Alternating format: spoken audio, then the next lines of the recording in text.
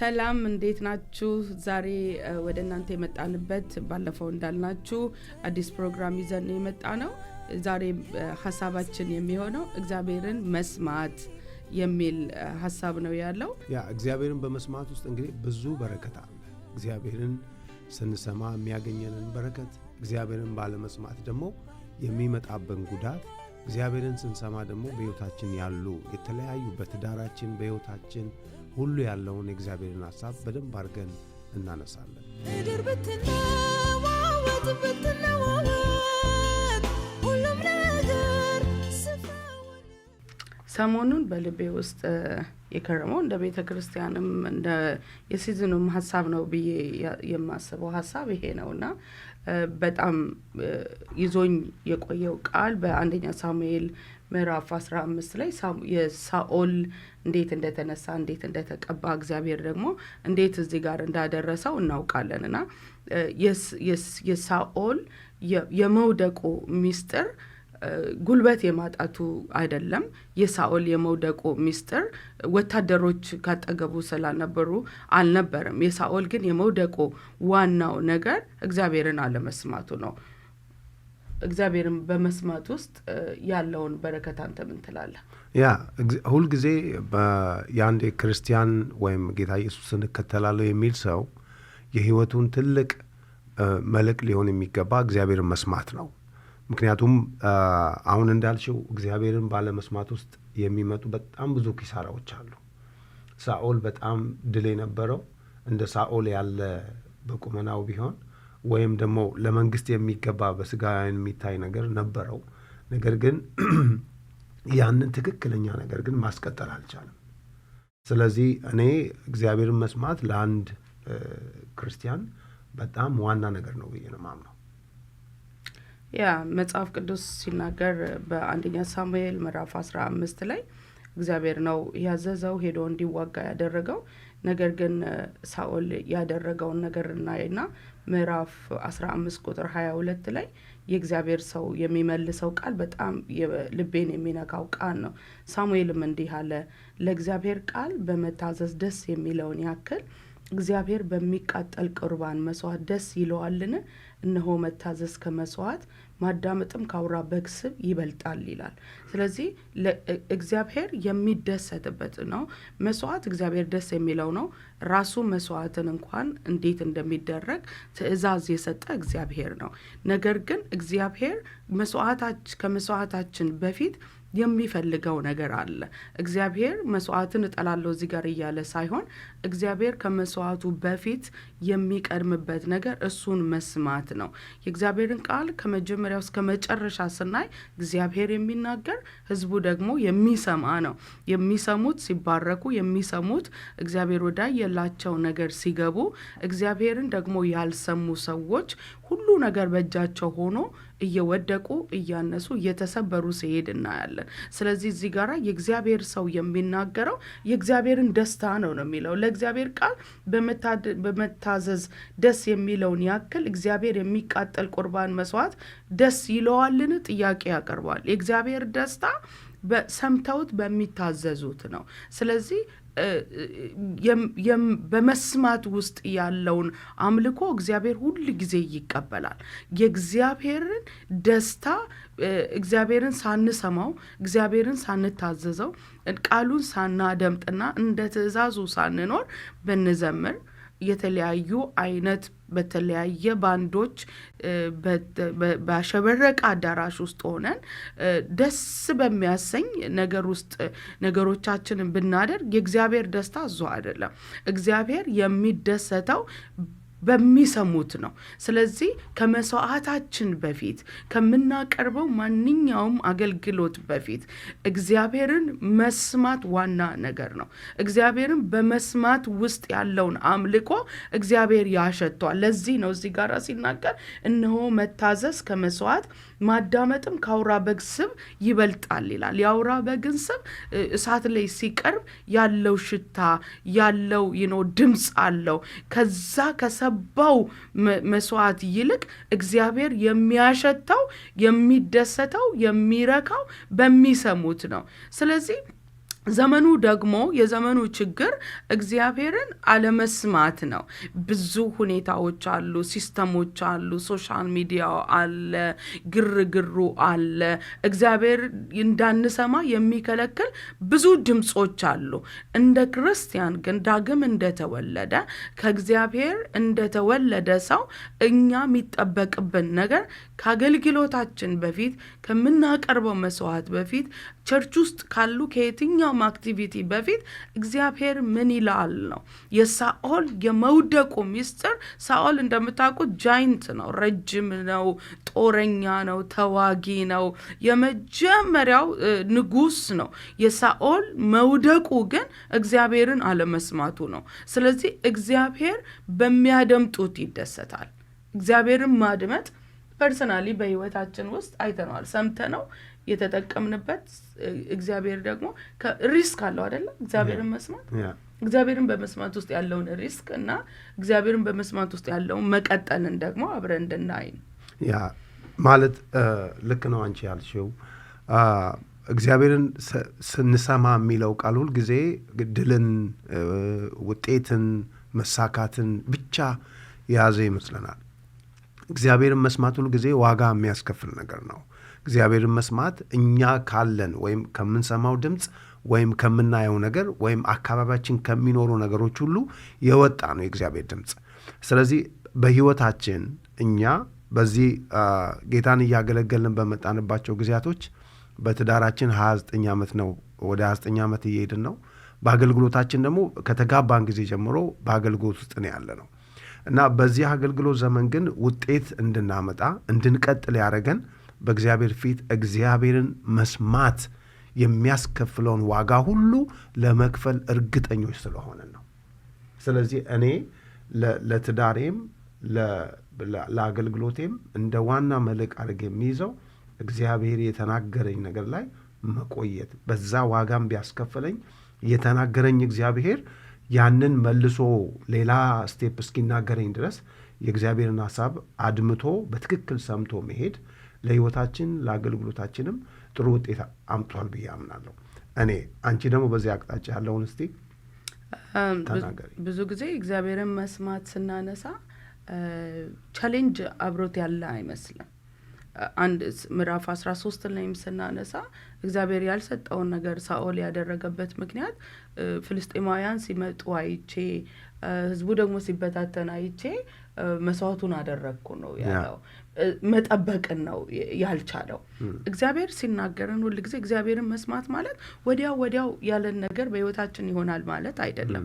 እግዚአብሔር ሲናገረን በአገልግሎታችን በጣም ብዙ ቻሌንጅ አልፈንበታል። ሰሞኑን በየጊዜው እግዚአብሔር ጊዜውን እየጠበቀን ምናነሳቸው ነገሮች ይሆናል። በትዳራችንም እንደዚሁ ብዙ ነገሮችን አልፈናል። በዚህ ውስጥ ሁሉ ግን ያቆመን የሚመጣውን ነገር እንድናልፈው ወይም አሻግረን እንድናይ ያደረገን ቀድሞ የሰማነው የእግዚአብሔር ድምጽ ነው። እግዚአብሔርን ስንሰማ ምናልባት ጓደኞች አብረውን ላይቆጥሉ ይችላሉ፣ ሊለዩን ይችላሉ። ስለዚህ ብቸኝነትን አለመፍራት ነው። ብቻ እግዚአብሔር ምን ይላል፣ እግዚአብሔር ምን እያለኝ ነው ያለው ብለን እግዚአብሔርን ድምጹን እርግጠኛ ሆነን ከእግዚአብሔር የሰማነውን ተቀብለን ከሆነ ብቻችንን ብንሆን ዳዊት ሌላ ቦታ ላይ ሲናገር እኔና እግዚአብሔር እልፍ ነን ይላል። ስለዚህ እግዚአብሔር ሁል ጊዜ አብሮ የሚሆነው በመስማት ነው። አዎ በመስማት ውስጥ ቻሌንጅ አለ ወይ? አዎ ቻሌንጅ አለ። ከባባድ ቻሌንጆችን አልፈናል። ዛሬ ግን የደረስንበትን ነገር የደረስነው የእግዚአብሔርን ድምጽ ስለሰማን ነው። በእግዚአብሔር ድምጽ ውስጥ መቆየት ዋጋ ቢያስከፍልም ድል ግን አለው። ድልን ራሱ የሚሰጠው ራሱ እግዚአብሔር ነው። በሳኦል ሕይወት ውስጥ እግዚአብሔር እዚህ ጋር እንዲያበቃ የእግዚአብሔር ፈቃድ አልነበረም። የእግዚአብሔር ፈቃድ በሳኦል ሕይወት ውስጥ መቀጠል ነው፣ ሩቅ እንዲሄድ ነበረ። እግዚአብሔር ቀጥሎ የምናየው ነገር እንደውም ሲያለቅስ እኔ ለናቁት ለሳኦል እስከ መቼ ታለቅስለታለህ ነው ያለው። ምክንያቱም እግዚአብሔር እንዲንቀው ያደረገው ነገር እግዚአብሔርን አለመስማቱ ነው። ስለዚህ በምድር ላይ ሁሉ ሰው አጠገባችን ቢሆን እግዚአብሔር ግን ከኛ ከተለየ ወይም እግዚአብሔር ከናቀው ሰው በሕይወት ውስጥ የትም ቦታ መድረስ አይችልም። ዳዊት ብቸኝነትን ያውቃል። ዳዊት መረሳትን ያውቃል። ሲናገር እናትና አባቴ ተውኝ ሁሉ ብሏል። የመተው ህይወት ውስጥን አልፏል። በዳዊት ህይወት ውስጥ ግን ድልን ያመጣው እግዚአብሔርን መስማቱ ነበረ። ስለዚህ አሁንም በዚህ ዘመን ላይ ከብዙ ድምጾች መካከል እንደ ክርስቲያን እግዚአብሔር ምን ይላል? እግዚአብሔር ምን ይላል? እግዚአብሔር ላለን ነገር ደግሞ ጨካኝ መሆን። ክርስትና የጭከናም ህይወት ነው። ክርስትና ውሳኔም ነው። ኢየሱስም ሲነግረን ስለኔ እናት አባቱን የማይተው ለኔ ሊሆን አይገባም ነው የሚለው። የእግዚአብሔር ድምጽ ሁሉ ጊዜ የሚያስተወው ነገር አለ፣ የሚያስጥለው ነገር አለ። እንደገና ደግሞ እንድንወስን የሚያደርግ ነገር አለ። ስለዚህ በሁለቱ ንጉሶች መካከል ያለውን እንኳን ስናይ የዳዊት የመቀጠሉ የሳኦል የመውደቁ ሚስጥሩ እግዚአብሔርን አለመስማቱ ነው። ያ እኔም ምክንያቱም መጽሐፍ ቅዱስ ሲናገር ስለ ሳኦል የመጀመሪያውን ህይወት ስናይ ለዛ ህይወት የተጠራ ወይም ደግሞ እግዚአብሔር ለዛ ክብር የመረጠው ሰው አልነበረም። ከዘሩም የተጠቃ የቢንያም ሰው ነኝ ብሎ ራሱን እንኳን ለተጠራበት ጥሪ እንኳን ራሱን ሳይገምት ራሱን ሳይጠብቅ እግዚአብሔር እንዴት እንደጠራው እናውቃለን። ነገር ግን የሰማው የእግዚአብሔር ድምፅ ህይወቱን ቀይሮታል። መጽሐፍ ቅዱስ ነቢይ አልነበረም። እግዚአብሔር በሚገርም ሁኔታ የእግዚአብሔር መንፈስ ወርዶበት ትንቢት እንዲናገር ሆኗል። ቀጥሎ ደግሞ ሌላ ልብ እግዚአብሔር ለወጠለት ይላል። እግዚአብሔር ከተናገረ በኋላ የመጡ ነገሮች በህይወቱ ላይ በመስማቱ ምክንያት በመታዘዙ ምክንያት የመጡ በጣም ብዙ የሰዎች ምስክርነት ተቀይሮለታል። ዋው ምን ነካው እስኪባል ድረስ እንዴት እግዚአብሔር ሳኦል በእውነት ከነቢያት ወገን ነው እስኪባል ድረስ ያን ሁሉ ለውጥ ያመጣው የእግዚአብሔርን ድምፅ መጀመሪያ ሰምቶ ስለሄደ ነው። ስለዚህ አንዳንድ ነገሮች በህይወታችን በመጀመሪያ በሰማነው ትክክለኛ ህይወት ላይ ቆመን ስንሄድ የተለወጥንባቸው እግዚአብሔር ይሄ ውጭ ያለውን ነገር ሳይሆን መጀመሪያ እኛ ነው የሚቀየረው የእግዚአብሔር ድምፅ። የእግዚአብሔር ድምፅ አቅጣጫችንን፣ መንገዳችንን፣ ሰፈራችንን ነው የሚቀይረው። ስለዚህ ትተን የመጣ ነው በእግዚአብሔር ፊት ውጤት ያመጣንበት ያገኘንበት የተሳካልን እግዚአብሔርን በመስማት ሳኦል ይሄ ሁሉ ነበረው። ሰዎች መስክረውለታል። እግዚአብሔር ድል ሰጥቶታል።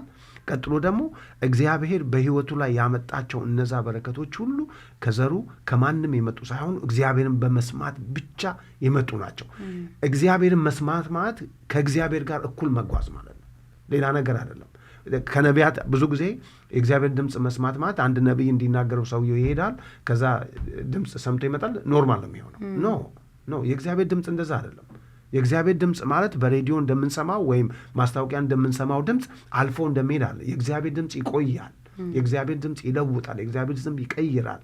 ምክንያቱም የመጣበት ዓላማ መስራት ስለሆነ የመጣበት ወደ ህይወታችን፣ ወደ ትዳራችን፣ ወደ ስራችን፣ ወደ ልጆቻችን የሚመጣው እግዚአብሔር መስራት ስለሆነ ዓላማው በሳኦል ህይወት ላይ ይሄ ሁሉ ነበር። ስለዚህ ከሳኦል በጣም በጣም ልቤንም የሚነካው ነገር ሁልጊዜ እኛም የማናስታውሰው የምንረሳው ነገር ትላንትና በነበርንበት አቅም፣ ትላንትና በሰማንበት አፒታይት፣ ትላንት በሰማንበት ረሃብ ዛሬ ለመስማት ለምንድን ነው ያልቻልነው? ከድል በኋላ ማሸነፍ ስንጀምር ለምንድን ነው የምንሸነፈው? በሰው እያሸነፍን ነው። በሰው እንደ ሰው እየተሳካልን ነው። ግን መንፈሳዊ ህይወታችን ወይክ ነው። ህይወታችን ከድሮ ከነበረው ቀንሷል። የጸሎት ህይወታችን ከሰው ጋር የነበረ ለቤተክርስቲያን ያለን አገልግሎት ከእግዚአብሔር ጋር የነበረ ሪሌሽንሺፕ እየቀነሰ። ለምንድን ነው የሚቀንሰው? የእግዚአብሔር ድምፅ እኮ ዓላማው ቤት እንድንገዛ አይደለም። የእግዚአብሔር ድምፅ ዓላማው መኪና እንድንገዛ አይደለም። የእግዚአብሔር ድምፅ ዓላማው ለመንግስቱ የሚበቃ ለእግዚአብሔር ሐሳብ ተነስቶ የሚቆም እውነተኛ ሰው እንድንሆን ነው የእግዚአብሔር ፍላጎት።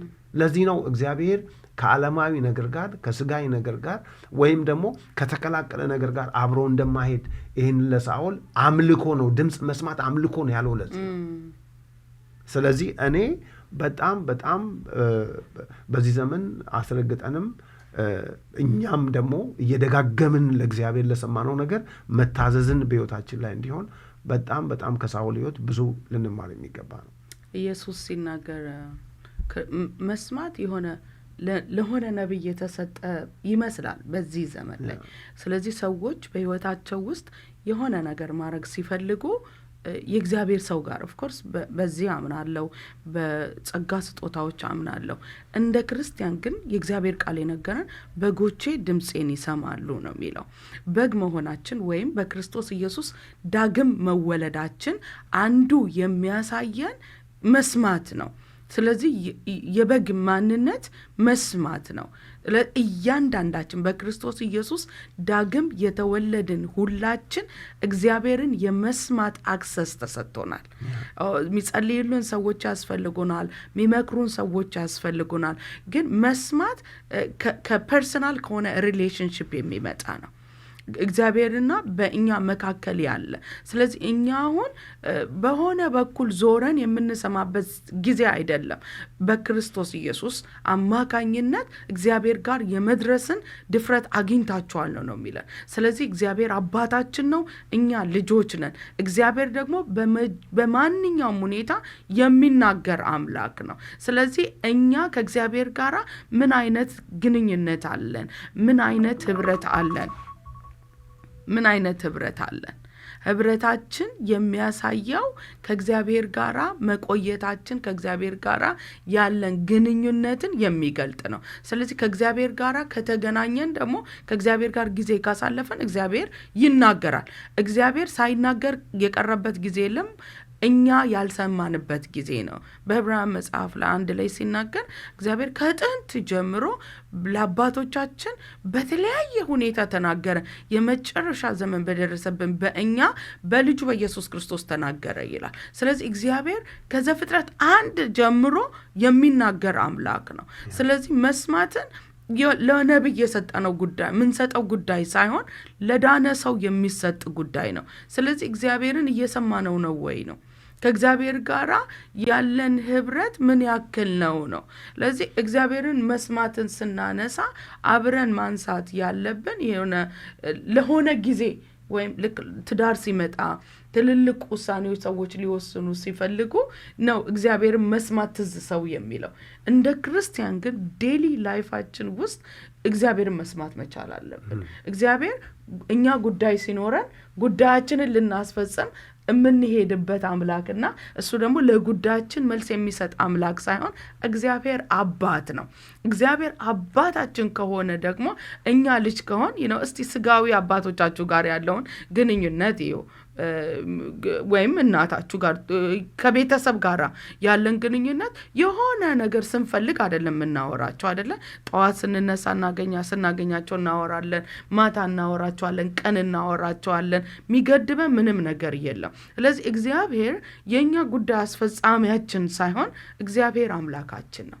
ስለዚህ በእያንዳንዱ ህይወታችን ውስጥ እግዚአብሔር የበላይ ወሳኝ ነው። ስለዚህ በህይወታችን ውስጥ ማተኮር ያለብን እግዚአብሔር ምን ይላል? እግዚአብሔር ስለዚህ ነገር ምን ይላል? እግዚአብሔር ስለ ዛሬ ምን ይላል? እግዚአብሔር ላቀድኩት ነገር ምን ይላል? ጨርሰን ምናስፈርመው አምላክ አይደለም። እግዚአብሔር የመጨረሻ ዲሲሽን የሚሰጠን አምላክ አይደለም። መጀመሪያችንም መጨረሻችንም እግዚአብሔር ሊሆን ይገባል። ይሄንን በህይወታችን ውስጥ አይተነዋል አይደለ? እግዚአብሔርን ሰምተነው ቤተሰብ ሳፖርት ያላደረገን ጓደኞቻችን አሟቸዋል፣ ያብዳቸዋል፣ እንዴት ሪስክ የሆነ ነገር ተወስናላችሁ ብለው የሄድንባቸው መንገዶች በጣም የሚያስፈሩ ግን ደግሞ ውጤታቸው ደግሞ በጣም ደስ የሚያሰኝ ነው። ስለዚህ ሰዎች ውጤቱን ሲያዩ አፕሪሺየት ያደርጉናል፣ ግን ከውጤቱ ጀርባ ያለው የሰማነው ድምጽ ነው። ስለዚህ እግዚአብሔርን ስንሰማው በህይወታችን ውስጥ መታዘዝ ቀጥሎ የሚመጣ ነገር አለ። መስማት አንድ ነገር ነው፣ መታዘዝ ደግሞ ሌላ ነገር ነው አይደለ? ማርያም የወይን ጠጁ ሲያልቅባቸው ያለቻቸው ይሄንን ነው ለባሪያዎቹ፣ እሱን ስሙት ነው ያለችው። እሱን ስሙት። ምክንያቱም ኢየሱስ ለማርያም ማን እንደሆነ የተገለጠ ነገር ነው። ልጇም ነው፣ አምላኳም ነው። ጌታ እንደሆነ፣ ፈጣሪ እንደሆነ፣ የሌለን ወደ መኖር እንደሚያመጣ ማርያም ስለምታውቅ እዛ ያሉት ባሪያዎች ግን ወይም አገልጋዮቹ ግን አያውቁም ነበረ።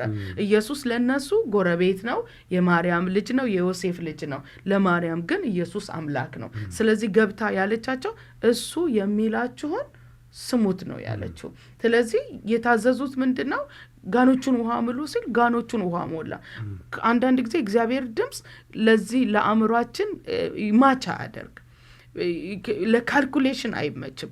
እቺን የምታክለው የኛ መረዳት ዘላለም የሆነውን እግዚአብሔርን ፉል ያውቀነው ልንጨርሰው አንችል። በዚህ ሐዋርያው ጳውሎስ ሲናገር ከእውቀት ከፍለን እናውቃለን ነው የሚለው። ስለዚህ ባይገባቸውም ግን የታዘዙት የተነገራቸው ነገር ምንድነው?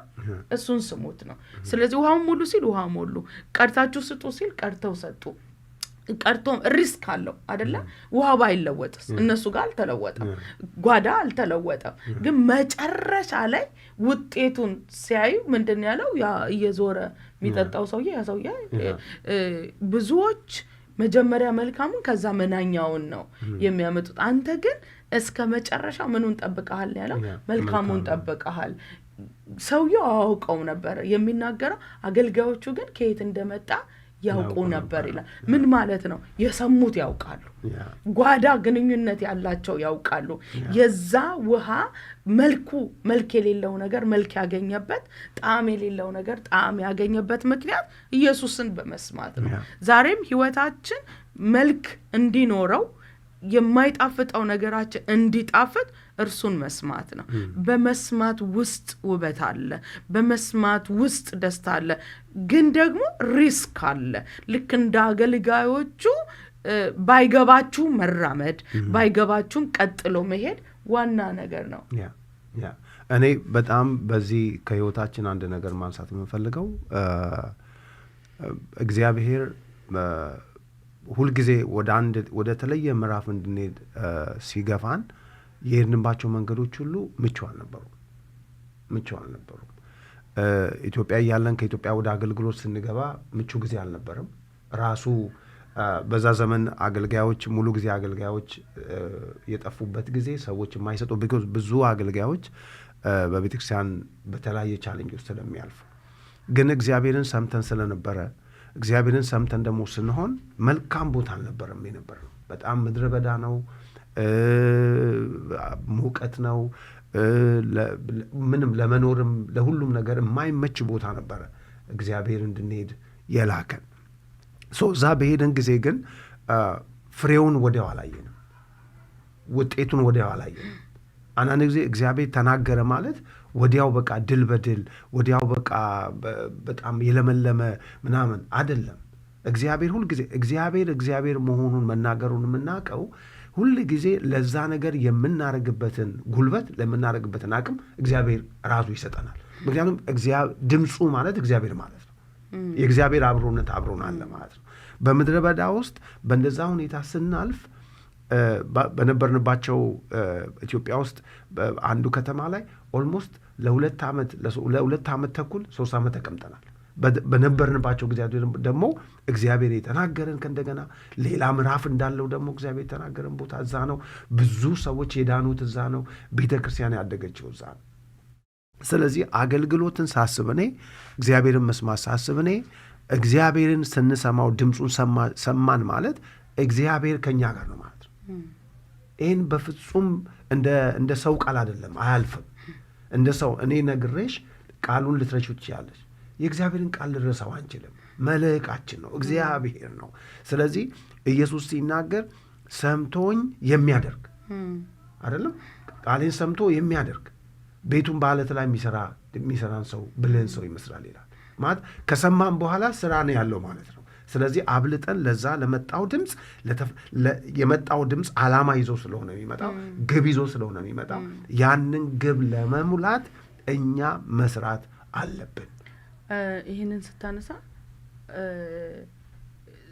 እግዚአብሔርን ስንሰማ ወይም እግዚአብሔር ተናገረን ብለን ስንል ወዲያውኑ ውጤት ላይኖር ይችላል ማለት ነው። አይኖርም። ብዙ ጊዜ ሰዎች ዲስአፖይንት የሚሆኑት ከሚጠብቁት ውጤት እግዚአብሔር ተናገረ ወይም እግዚአብሔር እንደዚህ አለ ብለን ስንል ወዲያውኑ በዚህና በዚህ የሚንጀረገግ ፍሬ ውጤት ነው የሚመጣው የሚመስለው። ግን እግዚአብሔርን በመጠበቅ ውስጥ ነው፣ በቃሉ ውስጥ ጸንቶ በመኖር ውስጥ ነው ድል የሚመጣው። ስለዚህ አንዳንድ ጊዜ ኢቭን እግዚአብሔር ተናግሮኛል ብለ እግዚአብሔርን ሰምቻለሁ ብለ ሁኔታዎቹ ግን አጌንስቶ ነው ይመጣሉ። ያ እግዚአብሔር እውነት ብሎኝ ነበረ ወይስ ቃጅቼ ነበረ? ልክ ነኝ አይደለሁም? ኢቭን ለማብራራት እንኳን የማይመች ሁኔታ ውስጥ ልንገባ እንችላለን። እኔ አንድ ነገር ላንሳልሽ። እግዚአብሔር ተናገረንና ወደ ከሀገር ለመውጣት ኬንያ ፓስፖርት ይዘን መጣ ማለት ነው። እና ግን በነበረን ጊዜ ያ ጊዜው አልነበረም። ልክ እግዚአብሔር ከተናገረ በኋላ ወዲያው በቃ ወተን፣ ግን እግዚአብሔር የፈለገው እዛ ከተማ ላይ እንድንሰራ፣ እዛ ከተማ ላይ እንድናገለግል፣ እዛ ከተማ ላይ ውጤት እንድናመጣ ነው የነበረው። ግን እኛ ከሰማን በኋላ በቃ ጌታ ተናግሮናል፣ መንገዱ ሰላም ነው፣ እንሄዳለን የሚል ነገር ነበር። እና ግን አንዳንድ ጊዜ አንቺ እንዳልሽው እግዚአብሔር ከተናገረ በኋላ የተናገረን እስከ መጨረሻው ድረስ ጠብቆ ለመኖር ዋጋ ልንከፍል ይገባል። ያ እግዚአብሔር በቃሉ ሁል ጊዜ የጸና አምላክ ነው። ቻሌንጅ አለ ማለት አልሰማንም ማለት አይደለም። ሰምተን ማዕበል ሊነሳ ይችላል። ሰምተን ያልጠበቅናቸው ሁኔታዎች በህይወታችን ሊመጡ ይችላሉ።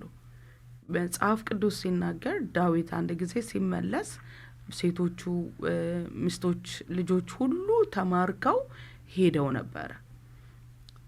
አብረውት የነበሩ ሁሉ ድንጋይ አነሱ ይላል። ዳዊት ግን በአምላኩ በእግዚአብሔር ልቡን አበረታ ይልና እግዚአብሔርን ሊጠይቅ ገባ ይላል።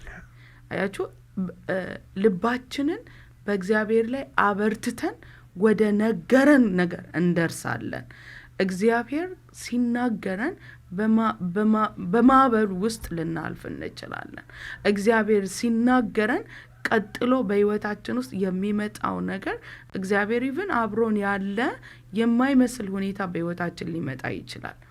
ግን በነገረን ነገር ላይ መጽናት፣ ባወራን ነገር ላይ መጽናት ነው። ኢየሱስ እኮ አሁን ባቢ ቅድም ሲያነሳው እንደነበረ ቃሌን ሰምቶ ቤቱን ቃሌን የሚሰማ ቤቱን በአለቱ ላይ የሚሰራን ሰው ይመስላል ይላል።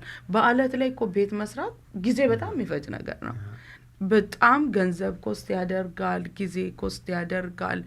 በጣም የሚያደክም ሁኔታ ነው ያለው።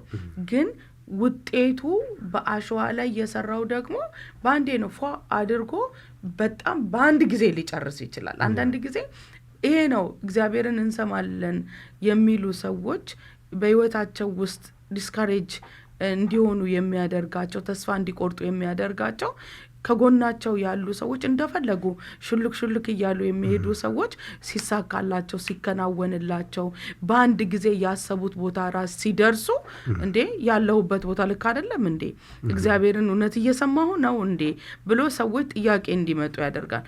ግን በአለት የተሰራውንም ቤት እንደገና በአሸዋ ላይ የተሰራውን ቤት የሚለይ ጊዜ ይመጣ ነበረ። ጊዜው መጣ። ሁለቱም ጋር የመጣው ነገር አንድ አይነት ነገር ነው። ሁለቱንም ማዕበል መጥቶታል። ሁለቱንም ንፋሱ ገፍቶታል። ነገር ግን መጽሐፍ ሲናገር በአለቱ ላይ የተሰራው እንደ ጸና ቀረ ይላል። በአሸዋ ላይ ወደቀ ብቻ አይደለም፣ አወዳደቁ ታላቅ ሆነ ይላል። ስለዚህ እግዚአብሔር በነገራችሁ ነገር ላይ ስትቆዩ፣ በእግዚአብሔር እንደነገራችሁ ስትራመዱ ምናልባት እንዳሰባችሁት መንገድ ላይ ሄድ ይችል ይሆናል።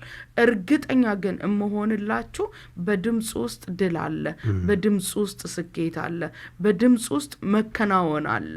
ከጠበቃችሁት እግዚአብሔር ያላችሁ ቦታ ላይ ትደርሳላችሁ። ስለዚህ ወደ ኢያሱንም የሚያስጠነቅቀው እኮ ለዛ ነው። እንዲከናወንልህ እንዲሳካልህ ወደ ግራና ወደ ቀኝ አትመልከት ነው ያለው። ግራና ቀኝ አቴንሽን የሚስቡ ነገሮች ናቸው። ፎከስን በነገርኩ ላይ፣ በህጌ ላይ፣ በቃሌ ላይ አተኩር ነው እየነገረ የነበረው። ስለዚህ የዛን ጊዜ ነው የሚለው መንገድ ይቀናልሃል፣ ይሳካልሃል ይላልና መሳካት ያለው እንደነገረን መሄድ ስንጀምር ነው። ስለዚህ እየሰማችሁ በህይወታችሁ ትክክል ማይመስል መንገድ እየሄዳችሁ ላላችሁ ለእናንተ እኛ ዛሬ መልእክት አለን። እኛም በህይወታችን ውስጥ ብዙ ቴስቲሞኒዎች አሉን። በህይወታችን ውስጥ እግዚአብሔርን ሰምተ ነው የከሰርን የመሰለን እግዚአብሔርን ሰምተነው ባዷችንን የቀረን እግዚአብሔርን ሰምተን በቃ እብደት ነው የሚያስብል ህይወት ውስጥ የገባንበት ጊዜዎች ነበሩ። ግን የነገረን እግዚአብሔር እዛ ጋር ብቻ አልተወንም፣ ወደ ነገረን ቦታም ደግሞ መድረስ ሆኖልናል። ስለዚህ እግዚአብሔር ባወራችሁ ነገር ላይ እየሄዳችሁ ተስፋ በሚያስቆርጥ ውስጥ ብትኖሩም ይሄ መንገዱ ነው፣ አንዱ መንገዱ ነው። እናንተን እየሰራችሁ እየቀረጻችሁ እያበጃችሁ እግዚአብሔር ወዳወራችሁ ቦታ ትደርሳላችሁ። ስለዚህ የእግዚአብሔር ሐሳብ፣ የእግዚአብሔር ፈቃድ፣ የእግዚአብሔር ድምጽ በትክክል በህይወታችሁ ውስጥ እያለፈ ነው ወይ?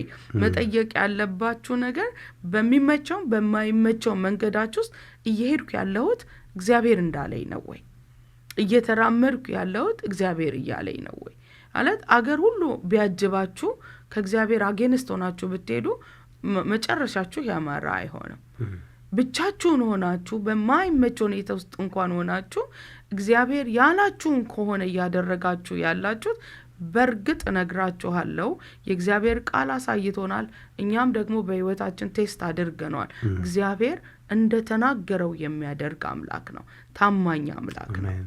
አሜን። መጽሐፍ ቅዱስ ላይ 2 ሳሙኤል ምዕራፍ 5 ቁጥር 10 ላይ ሲናገር ዳዊትም እየበረታ ሄደ፣ የሰራዊት አምላክ እግዚአብሔር ከሱ ጋር ነበር ይላል። እና ዳዊት የመጣበት ጊዜ ሁሉ ዘመዶቹ መጡ፣ ዘሮቹ መጡ፣ አነገሱት። እግዚአብሔር ካንተ ጋር ነው፣ የአጥንታችን ፍላጭ የስጋችን ቁራጭ ብሎ አነገሱት። ነገር ግን ዳዊት ሁልጊዜ በጣም ፎከስ አድርጎ የሚሄደው የእግዚአብሔር ሐሳብ ላይ ስለነበረ እየበረታ ሄደ ካለ በኋላ ግን የብርታቱ ምንጭ እግዚአብሔር ከሱ ጋር ነበረ ይላል። ያም በጣም ይገርመኝ ደግሞ ከዛ ቁጥር 15 ላይ ሲናገር ዳዊትም እግዚአብሔር በእስራኤል ንጉሥ አድርጎ እንዳጸናው ስለ ሕዝቡ ስለ እስራኤል መንግስትን ከፍ ከፍ እንዳደረገ አወቀ እስራኤል ሁሉ ይላል። እግዚአብሔር ከፍ ከፍ እንዳደረገው በጣም የገረመኝና ግን በጣም ያስደነቀኝ ነገር እዛው ምዕራፍ 5 ላይ ቁጥር 18 ላይ ሲናገር ዳዊትም እንደተቀባ በሰሙ ጊዜ ፍልስጤማውያን ሊዋጉ መጡ ይላል እና ሊዋጉ መጡ። ስለዚህ ዳዊት ቅድም እንዳልኩሽ እግዚአብሔር ከሱ ጋር ነው፣ በርትቷል፣ ኃይለኛ ነው። እግዚአብሔር ገና በቃ ከዛ ልጆች ተወለዱለት ይላል እግዚአብሔር ቃል ሲናገር፣ ሚስቶቹን ይናገራል። ከዛ እግዚአብሔር የሰጣውን ልጆቹን ይናገራል። ከዛ ግን መጽሐፍ ቅዱስ ሲናገር ፍልስጤማውያንም ዳዊት በእስራኤል ላይ ንጉሥ እንደሆነ ሰሙ ካለ በኋላ ዳዊትን ለመዋጋት ፍልስጤማውያን ተሰበሰቡ ይላል። ስለዚህ አሁን ዳዊት ከነበረበት ብርታት ከነበረበት ጉልበት ተመልሶ ወደ ምሽግ ገባ ይላል።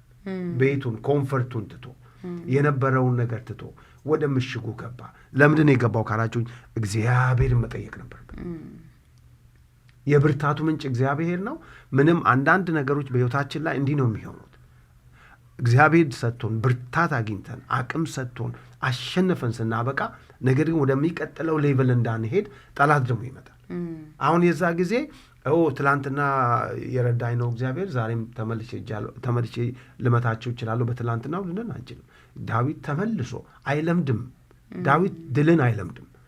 ስለዚህ አንድ እግዚአብሔር ድምፅ የሚሰማ ሰው ማድረግ የሌለበት ነገር ድልን ልንለምድ አይገባም፣ ከእግዚአብሔር ሰምተን እስካልሆነ ድረስ።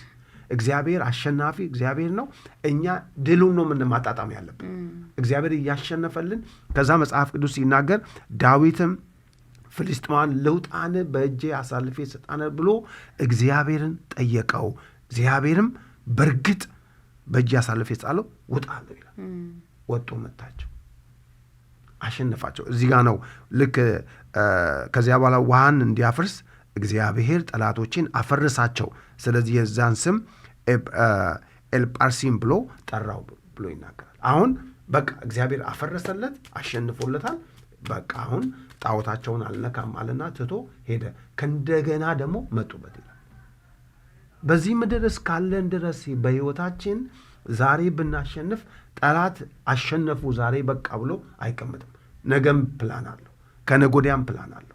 ስለዚህ ለልጆቻችን፣ ለትዳራችን፣ ለአገልግሎታችን ሁል ጊዜ የማይተኛ ጠላት አለ። ስለዚህ መጽሐፍ ቅዱስ ከእንደገናም ሲመጡበት ዳዊትም እግዚአብሔርን ከእንደገና ጠየቀው ይላል። ምዕራፍ 5 ቁጥር 25 ላይ ነው 24 ላይ ነው ማነበው። በሾላ ዛፍ ሳር ውስጥ ሽውሽውታ ስትሰማ በዛ ጊዜ እግዚአብሔር የፍልስጤማውያን ጭፍራ ለመምታት በፊቱ ወጥቶ ይሆናልና በዛ ጊዜ ቸኩል አለው ይላል። ምሽግ የገባበት ጊዜ ነበረ፣ ሰምቶ የወጣበት ጊዜ ነበር። ሰጣለው ምታለው ወጥቶ እዚህ ጋር ደግሞ ሲናገር ድምፅ ስትሰማ ምን አይነት ድምፅ? የሽውሽውታ ድምፅ። ለአንተ ብቻ ነው ይሄ ድምፅ የሚታወቀው። ያንን ድምፅ በሰማ ጊዜ በዛ ጊዜ እግዚአብሔርን የፍልስጤም ጭፍራ ለመምታት እግዚአብሔር ካንተ ጋር ይሆናልና ቸኩለ ውጣና ምን በላቸው? ምታ ማለት ሰምቻለሁ፣ በቃ ተረጋጉ፣ አይዟችሁ ነው፣ ጀስት ፋስት ሂድ፣ ግባ፣ ጊዜ አትስጠው። ስለዚህ ሁል ጊዜ ከዛ መጽሐፍ ሲናገር ደስ የሚለኝ ቁጥር 26 ዳዊትም እግዚአብሔር እንዳዘዘው አደረገ፣ እስከ ገባዖን ድረስ እስከ ኤዝ ድረስ ፍልስጤማውያንን መታ ይላል። ምዕራፉ የሚዘጋው ዘጋ ነው። ምዕራፍ 5 መታዘዝንና መስማትን ነጥለን ልናየው የምንችለው ጉዳይ አይደለም። ሰው በመታዘዝ ውስጥ ነው አይደል የእግዚአብሔር በረከት በህይወታችን ውስጥ የሚመጣው። አብርሃም እግዚአብሔር ስለተናገረው ሰማ፣ ሄደ፣ ታዘዘ፣ ድል ሆነለት። ዳዊትም የእግዚአብሔር ሰዎች በሙሉ በህይወታቸው ውስጥ የመጣው ድል እግዚአብሔርን ከመስማት ነው። አሁን ዳዊት ምን አይነት ግንኙነት እንዳለው ነው በዚህ ቃል ላይ የምናየው። እግዚአብሔር አንድ ጊዜ በህይወታችን ድል ስለመጣ እንለምደዋለን አይደል? ትላንት ድል አድርጌያለሁ፣ አሁንም ድል አደርጋለሁ። ስለዚህ እግዚአብሔርን መጠየቅ አያስፈልገኝም። ልምድ ለክርስቲያን በጣም አደገኛ ነገር ቢኖር ልምድ ነው። ትላንት ስላደረግነው ወይም ትላንት ስለተከናወነልን ዛሬም ይሆናል አይደለም። ምክንያቱም እግዚአብሔር አዲስ ነገር የሚፈጥር አምላክ ነው። በየቀኑ አዳዲስ ነገሮች ያሉት አምላክ ነው። ስለዚህ ትላንት የሄድንበትን መንገድ መሄድ፣ ትላንት ያደረግነውን ነገር በመድገም ድል አይገኝም። የሚሰማ ሰው ግን ሁሉ ጊዜ ልክም እንደ መና ነው የእግዚአብሔር ድምጽ። መና በየቀኑ አይደል ልክ የሚለቅሙት እንደነበረ ዛሬስ በማለዳ ስንነሳ ጌታ ሆይ ዛሬ ምንድነው? ምን ትላለህ? ሐሳብህ ምንድነው? ዳዊት በጣም የተከናወነለት ግሩም የሆነ ጦረኛ ሰው ነው።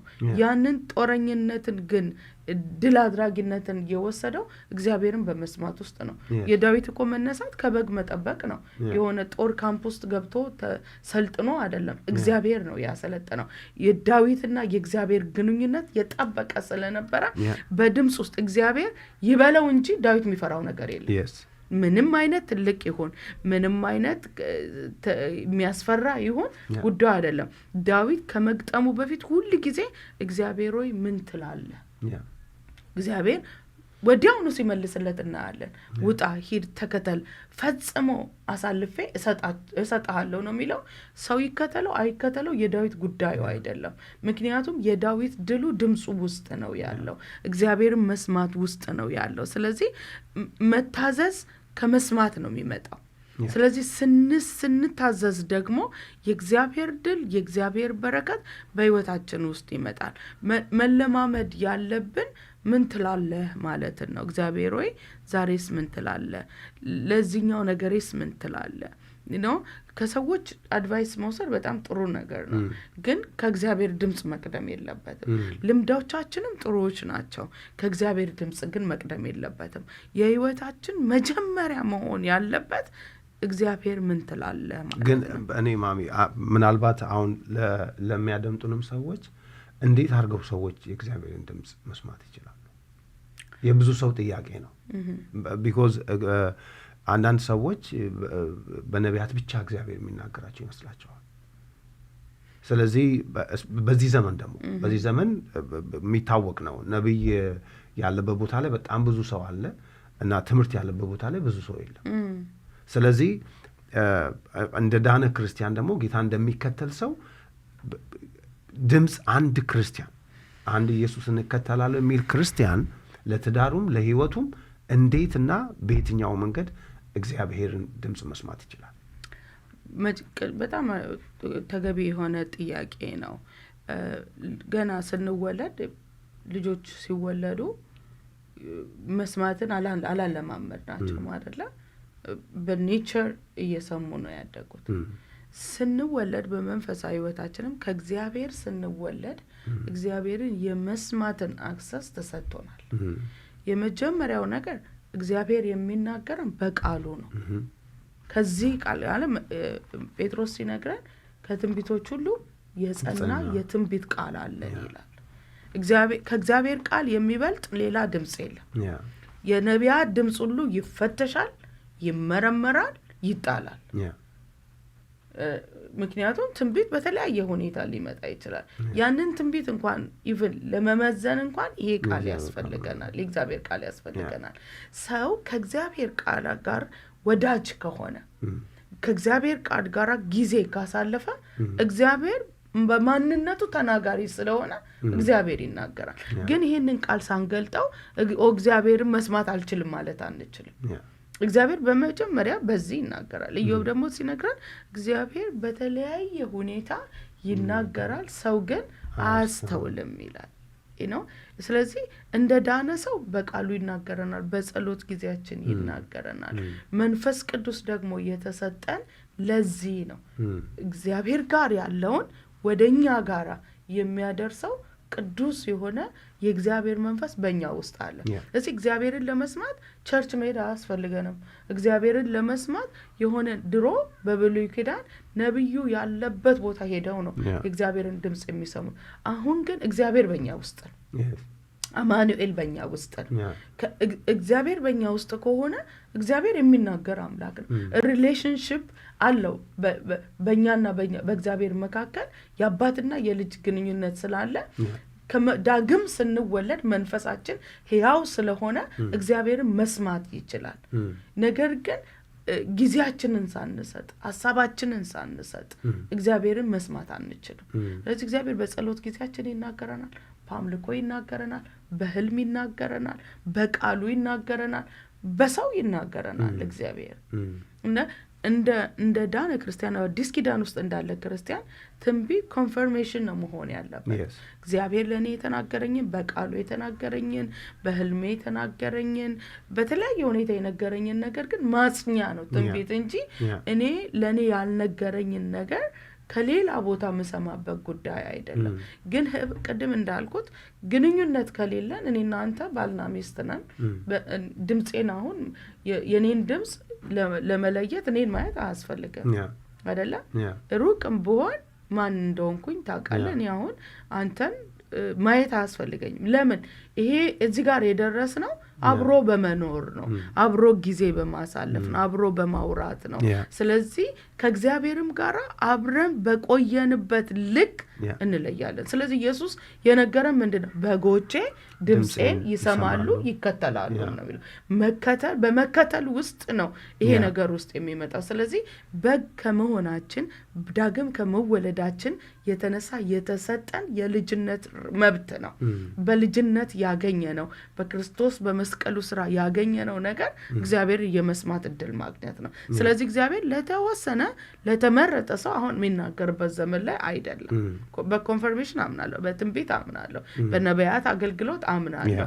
መስማትን ግን የተወለደ ሰው ሁሉ መስማት አለበት። ጌታ ይባርክሽ። እኔም ምለው እሱ ነው። ምክንያቱም አሁን ትልቁ ዛሬ ስለ እግዚአብሔር ድምጽ መስማት በዛ ውስጥ ያለውን በረከት ስንነጋገር እግዚአብሔር በተለያዩ ሰዎች ሁሉ ይጠይቁናል። ወይም ደግሞ ዛሬ ሜን የምትሰሙ ሰዎች ጥያቄ ሊኖርባችሁ ይችላል። እንዴት አድርገ እግዚአብሔርን ልስማው? ኦኬ ገብቶኛል የምትሉኝ ነገር እግዚአብሔርን መስማት ዋና ነገር ነው ለህይወቴ። ነገር ግን መጽሐፍ ቅዱስ በጣም በሚገርም ሁኔታ እኔ እግዚአብሔርን ሰምተው ከነበራቸው ህይወት የተለወጡ እግዚአብሔርን ሰምተው ከዛ እግዚአብሔር አቴንሽን በመስጠታቸው ምክንያት እግዚአብሔር ለከበረ ነገር የለያቸውን ሰዎች መጽሐፍ ቅዱስ ላይ እናገኛለን። የመጀመሪያው ነገር ሐና ነች አይደለም? ሐና በጣም ትመረር ነበር፣ በጣም ታለቅስ ነበር፣ በጣም ትጨነቅ ነበር። ባሏ ቢያጽናናት አልጽናናም ትል ነበር። ነገር ግን በጸሎት ቦታ ላይ ሆና ቅድማንቺ እንዳልሽው አንዱ በእግዚአብሔር ቃል እግዚአብሔር ይናገራል፣ ሁለተኛው በጸሎት ስፍራ ላይ ይናገራል። እግዚአብሔር ፊት መታ ስትጸልይ የምትጸልየውን ጸሎት ማንም አያውቀው። ነገር ግን ያን እግዚአብሔር ይፈልገው ነበር። ያን እግዚአብሔር መጥቶ እሷ ጋር አቴንሽኗን የህይወቷን አቅጣጫ ከነበራት ነገር ወጥታ በእግዚአብሔር ፊት በሙሉ ረሃብ ልክ አንድ ሰው ተርቦ ምግብ ለመብላት ሲቀርብ ያለው አይነት ፍላጎት የእግዚአብሔርን ድምፅ። ስለዚህ መታና ስትጸልይ ለዚህ ነው መጽሐፍ ቅዱስ ምንም ኤሊ በዛ ዘመን እግዚአብሔርን የማይፈሩ ልጆቹም ቢሆኑ የእግዚአብሔር ቃልም ብርቅ ቢሆን እቺ ሴት ግን በጸሎት ነበረች። በጣም እግዚአብሔር ጋር ለመምጣት እግዚአብሔርን ለመስማት ፉሊ ህይወቷን ኮሚት ዳርጋ በእግዚአብሔር ፊት ራሷን ነገሯን ሁሉ ትታ በእግዚአብሔር ፊት ነበረች። በእግዚአብሔር ፊት በነበረች ሰዓት ነው እግዚአብሔር ለመናገር የመጣው። ስለዚህ ኤሊ መጥቶ ያላት ምንድን ነው ሲላት፣ እኔ ልቧ ያዘነብኝ ሴት ነኝ፣ እንግዲያውስ አላት። ምን እንደለመነች አያውቅም፣ ምን እንደምጠይቅ አያውቅም። ነገር ግን የጸሎት መልስ ነው የፈለገችው። እግዚአብሔር የለመንሽውን ይስጥሽ አላት። ሰማች። አሁን እንደ ሰው ስናይ ከሱ ካለው እግዚአብሔር ፊት ካለው ፖዚሽን ስናየው ፖዚሽኑ ልክ ነው። ነገር ግን የእግዚአብሔር ቃል ደግሞ አይገለጥም ነበር። የእግዚአብሔር ቃል አይመጣም። ነገር ግን እቺ ሴት መስማት ስለሆነ ፍላጎቷ እግዚአብሔር በአንድም በሌላም ይናገራል። ሰው ግን ምን አይልም፣ አያስተውልም። አሁን እዚህ ጋር ነው በጣም ብዙ ጊዜ የምንስተው። የሆነ ጊዜ በጓደኛችን እግዚአብሔር የሆነ ጊዜ በሚያገለግሉ አገልጋዮች፣ በሆነ ጊዜ መስሪያ ቤት ባለን አለቃ፣ በሆነ ጊዜ የሆነ ጊዜ ባገኘ ነው ሰው በሚገርም ሁኔታ ልክ እንደ መመታት ያለ እንደ የሚሰማን አይነት ንግግር ይናገሩናል። ስለዚህ ልጆቻችን የወለድናቸው ልጆቻችን እኔ በልጆቼ እግዚአብሔር ተናግሮን አውቃለሁኝ። ስለዚህ እግዚአብሔር ሲናገር ግን አቴንሽን እንሰጣለን ወይ? አሁን ሐና ከዛ ቀን ጀምሮ ሐዘንተኛ መስላ አልታየችም፣ አልያዘችም ምንም። ነገር ግን መጽሐፍ ቅዱስ ሲናገር እግዚአብሔርን ስለሰማቸው ከዛ ቀን ጀምሮ ሐዘንተኛ መስላ አልታየችም። ስለዚህ እግዚአብሔርን መስማት በጸሎት ቦታ ላይ ሆኖ ጌታን መስማት ይቻላል። እግዚአብሔር ፊት በመቆየት እግዚአብሔርን መስማት ይቻላል። እግዚአብሔር ደግሞ መልካም ነው። ኤሊን እስኪሰማው ድረስ ታግሶታል። አንደርስታንድ እስኪያደርገው ድረስ ጠብቆታል። ሳሙኤል ሲለው ወደ ኤሊ ይሄድ ነበር፣ ሳሙኤል ሲለው ይሄድ ነበር። ነገር ግን መጽሐፍ ቅዱስ ኤሊ ደግሞ ያቅ ስለነበር እግዚአብሔርን ምን ልበለው ሲለው ባሪያ ይሰማልና ምን በል ተናገር። ይሄ ዋና ነገር። እግዚአብሔር እሰማሃለሁ ብሎ መጸለይ፣ እሰማሃለሁ ብሎ ጊዜ ማጥፋት፣ እሰማሃለሁ ብሎ ጊዜ ለእግዚአብሔር መስጠት፣ ከዛ በላይ የእግዚአብሔርን ድምፅ ላንሰማ የምንችልበት ሁኔታ የለም። ስለዚህ ጸሎት ቦታ ላይ እግዚአብሔር ሁለተኛው ከቃሉ ቀጥሎ በጸሎት ስፍራ ላይ ደግሞ እግዚአብሔር ከተናገሩን ከነዚህ ሰዎች ህይወት ላይ ብዙ ነገር መማር እንችላለን። እግዚአብሔር ይመስገን። እግዚአብሔር ታማኝ አምላክ ነው። እንደ ቃሉ የሚሰራ አምላክ ነው። በምሳሌ ምዕራፍ 1 ቁጥር 31 ላይ የሚሰማኝ ቢኖር በእርጋታ ይቀመጣል፣ ከመከራ ስጋትም ያርፋል ይላል። ስለዚህ ከሰማ ነው ቢኖር ማለት የማይኖረውን ስለበዛ ነው። ስለዚህ ማረፍ ያለው በድምፁ ውስጥ ነው። እግዚአብሔር መከራ ስጋት ነገ ነው፣ ትላንት አይደለም። ነገ ምን ይሆን የሰው ሁሉ ጥያቄ ነው። ተማሪው በትምህርቴ ነገ ምን ይሆን፣ ባለትዳሩ ነገ ምን ይሆን፣ በስራ ቦታ ላይ ምን ይሆን ነው። ከነዚህ ስጋት ሁሉ የሚያሳርፍ የእግዚአብሔር ድምጽ ነው። ስለዚህ እግዚአብሔርን ለምንፈልገው ከሆነ እግዚአብሔር ይናገራል። እግዚአብሔር በተለያየ ሁኔታ ይናገራል። በእንስሳ ሲናገር አይተናል። በቃሉ ውስጥ እግዚአብሔርን ምን ያህል እንሰማዋለን?